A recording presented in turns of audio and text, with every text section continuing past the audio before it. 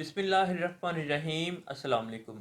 दोस्तों, आपने अक्सर लोगों में देखा भी होगा और सुना भी होगा कि खून की कमी हो जाती है, उनका एचबी लेवल कम हो जाता है, जिसको एनीमिया कहा जाता है, जो कि एक बहुत कॉमन प्रॉब्लम है, जो किसी भी वजूहात की बिना पर हो सकती है। लेकिन अगर आप अपना सीबीसी ब्लड टेस्ट करवाएं, उसमें आपको आपका एचबी लेवल ये नॉर्मल से ज़्यादा मिले, यानी जिस्म में खून की ज़्यादती हो जाए, तो क्या ये एक अच्छी इलामत है जिस्म में खून का ज़्यादा हो जाना, या किसी ख़तरे को ज़ाहिर करता है?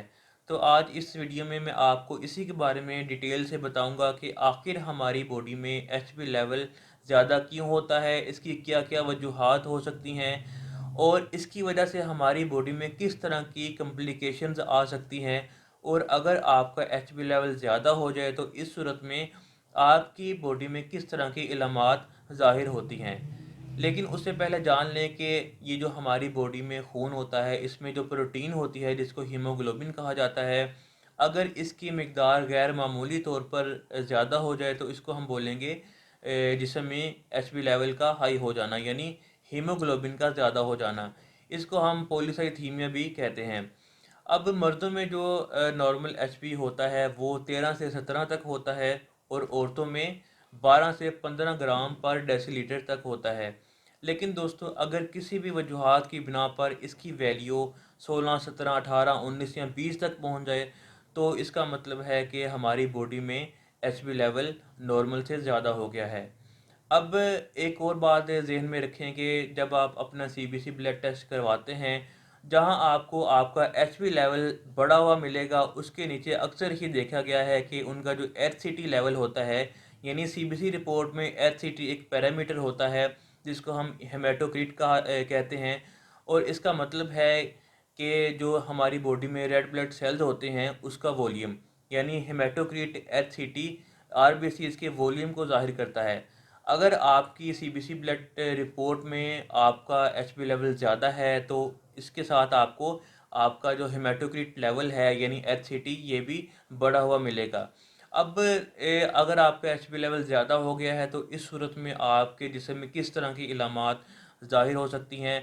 इसमें डिजीनेस, आपको चक्कर आ सकते हैं, फटीग यानी थकावट बहुत ज़्यादा होती है, आपके सर में दर्द रह सकता है, और हाइपर हाइड्रोसिस यानी ज़रूरत से ज़्यादा पसीना आने लगता है, जोड़ों में सूजन हो जाती है, और गैर मामूली तौर पर बहुत तेज़ी से वज़न कम होने लगता है। और इसके अलावा जो आपकी स्किन है, आपकी आंखें ये येलोइश हो जाती हैं जैसा कि जॉन्डिस। इसके अलावा आपका जो खून है ये गाढ़ा होने लगता है, जिसमें में ब्लड क्लोट्स बनना शुरू हो जाते हैं, जो कि एक काफ़ी ख़तरनाक कंडीशन बन सकती है। अब इसकी कुछ वजूहात हो सकती हैं, जैसे कि सबसे जो इसकी बड़ी वजह है वो है डिहाइड्रेशन, यानी जिसमें पानी की कमी का हो जाना। तो इसलिए ज़रूरी है कि आप ज़्यादा से ज़्यादा पानी का इस्तेमाल करें, पानी पिएं, और अपनी बॉडी को हाइड्रेटेड रखा करें, ताकि आप इस डिज़ीज़ से बच सकें। इसके अलावा जो लोग बुलंद इलाकों में रहते हैं उनमें अक्सर देखा गया है कि उनका एचपी लेवल ज़्यादा हो जाता है, या जो लोग स्टीरॉयड्स का इस्तेमाल करते हैं, स्मोकिंग ज़्यादा करते हैं, उनमें भी एचपी लेवल ज़्यादा होने का चांस होता है। इसके अलावा कुछ मेडिकल कंडीशंस ऐसी होती हैं जिनमें एचपी लेवल भी ज़्यादा हो सकता है। जैसा कि एक कंडीशन होती है जिसको क्रोनिक ऑब्स्ट्रक्टिव पल्मोनरी डिजीज़ कहते हैं। ये एक क्रोनिक इन्फ्लामेटरी लंग डिजीज़ होती है, जिनमें क्या होता है कि लंग्स में इन्फ्लामेशन हो जाती है, सांस लेने में बहुत ज़्यादा दुश्वारी होती है, आपको खांसी बहुत ज़्यादा आती है, खांसी के साथ साथ फिर म्यूकस भी आ सकता है। इसके अलावा कुछ लोगों को लिवर कैंसर होता है, उनमें भी एचपी लेवल ज़्यादा हो सकता है। या कुछ लोगों में किडनी का कैंसर होता है, यानी गुर्दे फेल हो जाते हैं, उनमें भी एचपी लेवल ज़्यादा होने के चांसेस होते हैं। इसके अलावा दोस्तों एक कंडीशन होती है कंजेनिटल हार्ट डिजीज़, जो कि बच्चों में बाय बर्थ उनका जो हार्ट का स्ट्रक्चर होता है वो एबनॉर्मल होता है, तो इसकी वजह से भी जिसम में एचपी लेवल ज़्यादा हो सकता है। इसके अलावा एक कंडीशन होती है एम्फीसीमा, जो कि एक लंग्स और रिस्पायरेटरी डिसऑर्डर होता है, और ये भी हाई एचपी को कॉज कर सकता है। इसके अलावा एक कंडीशन होती है जिसको पॉलीसाइथीमिया वीरा कहते हैं, which is a type of blood cancer. इसमें क्या होता है कि जिस्म में जो रेड ब्लड सेल्स होते हैं, इनकी तादाद गैर मामूली तौर पर बढ़ जाती है।